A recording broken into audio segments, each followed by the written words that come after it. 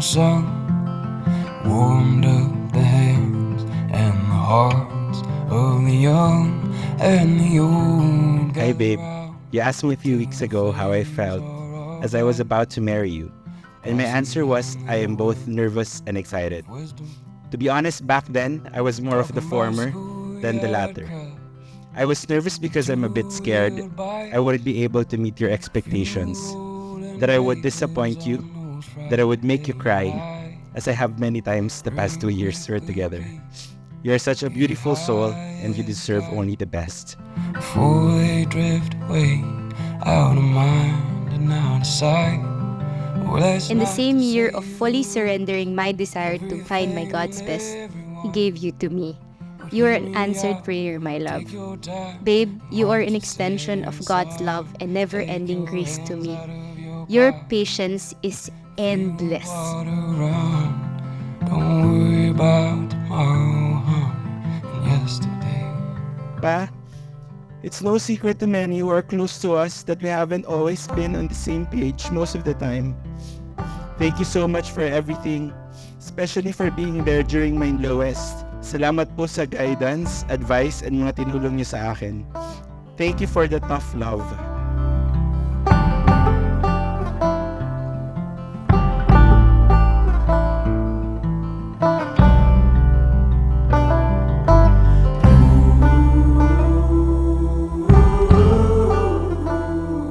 First John 4:7-10 says, "Dear friends, let us love one another, for love comes from God. Everyone who loves has been born of God and knows God. Whoever does not love does not know God, because God is love." God impressed in my heart the desire to pray for a suitable mate, my God's best. On our fourth encounter, it was rather different. You were different than any other man I've encountered.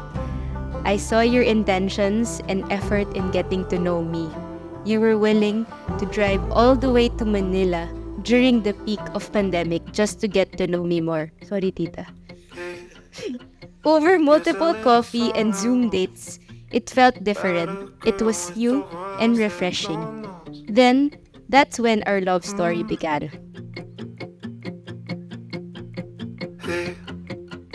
Told myself to count to 3. Although I will never be perfect, I'm continuously being sanctified by Him, and I am capable of being better and better, especially now that I am starting this life with you, my God's best. Soon we'll be bound as one. It hasn't fully sunk in yet, but all I know is that I'm ready to build a life with you. I'm ready to build a home and together fulfill God's mission. What a beautiful life, what a beautiful I'll see you later. Gayle. all the things that happened yesterday.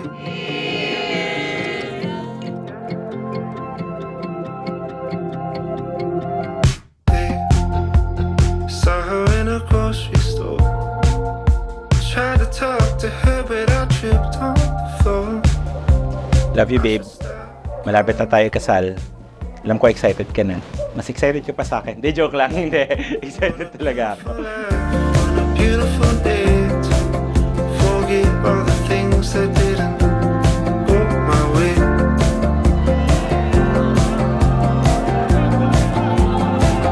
What a beautiful life, what a beautiful day to forget all the things that happened yesterday.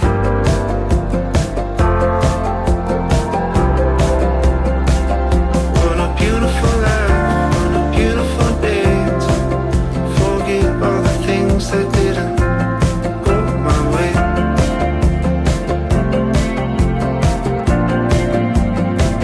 What a beautiful life, what a beautiful day to forget all the things that happened yesterday.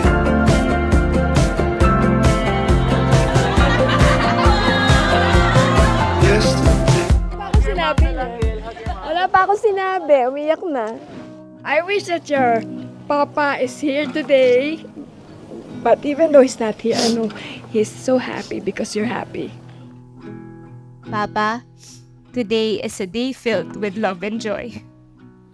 You may not be physically here with us, but the memories and lessons you imparted have guided me up to this moment. You've always reminded me that there will always be a rainbow after the rain. Katat ngayon umulan.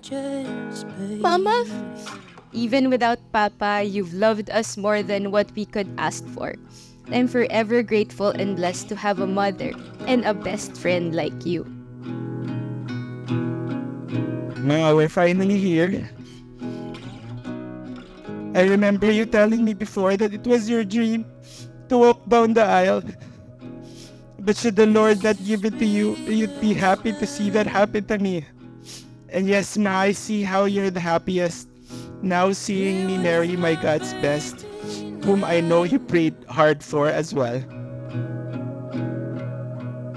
Remember what you told me during your proposal? Sometimes plan B is better than plan A. But for me, God's plan will override all our plans.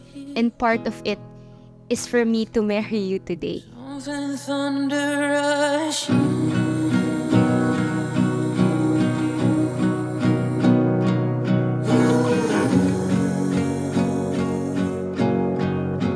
Something thunder rush.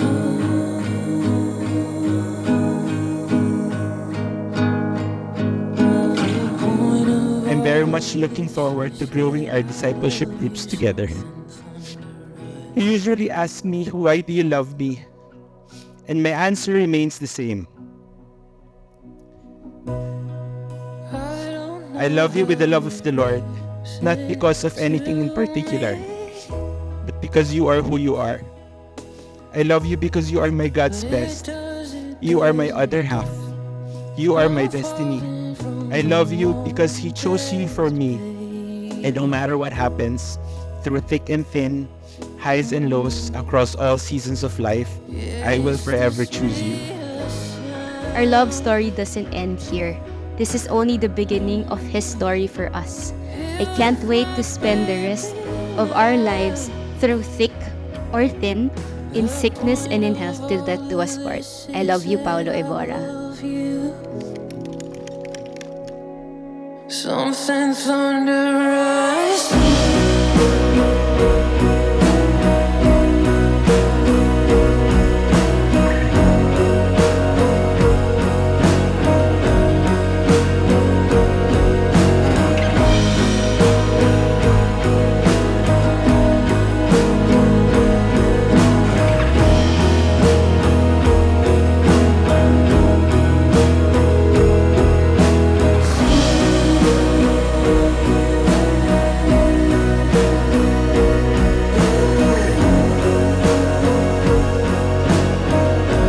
Something thunder rush.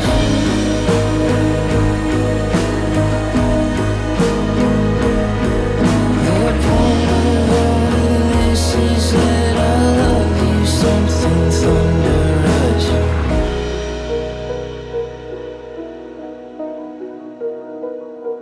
Paolo, you may now kiss your bride. This isn't the start of our forever though, because our forever has started the moment the Lord allowed me to pursue you. And I will keep pursuing you until my last second here on earth. Je t'aime, wo aimi, aishtiru, mahal kita Patricia Gayle Madarang and maya-maya lang Ebora.